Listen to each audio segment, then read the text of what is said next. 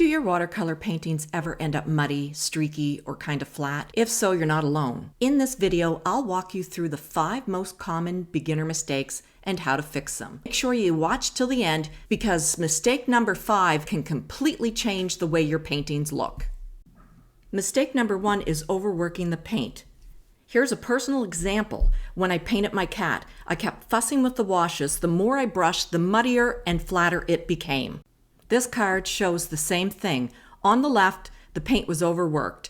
On the right, it was just one clean brush stroke and left alone. The fix? Lay it down once, then let it dry. Watercolor always looks fresher when you don't overwork it. And if you're curious how I rescued that overworked cat painting, I've got a separate video walking you through the process. You'll find the link in the description. Mistake number 2 happens when dropping in color, also called charging.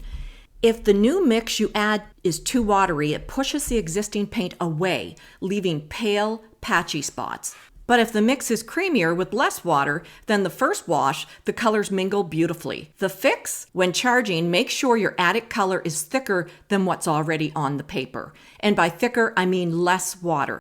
Mistake number 3 is not letting layers dry.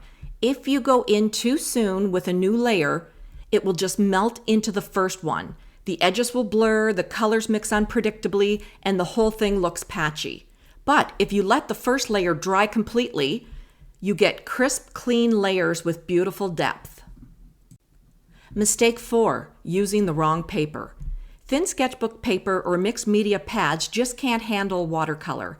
They buckle, pill, and absorb unevenly. On good watercolor paper or 100% cotton watercolor paper, your washes stay smooth and your colors flow evenly. Good paper makes painting so much easier. And finally, mistake number 5, not adding enough value contrast. When everything is painted in midtones, the result looks flat. But when you push your darks darker and keep your lights bright, the painting instantly gains depth, drama, and focus.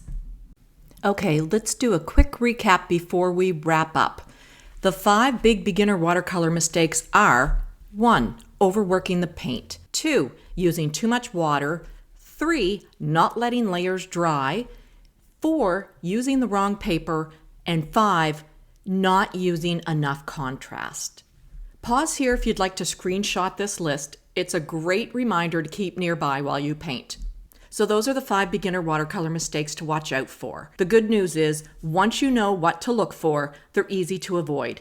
And that's when watercolor really starts to feel joyful and fun. If you found this video helpful, give it a thumbs up. It really helps more people see it. And don't forget to subscribe for new watercolor inspiration every week. Finally, let me know in the comments which of these mistakes you have made before. You're not alone. We've all been there. See you in the next one.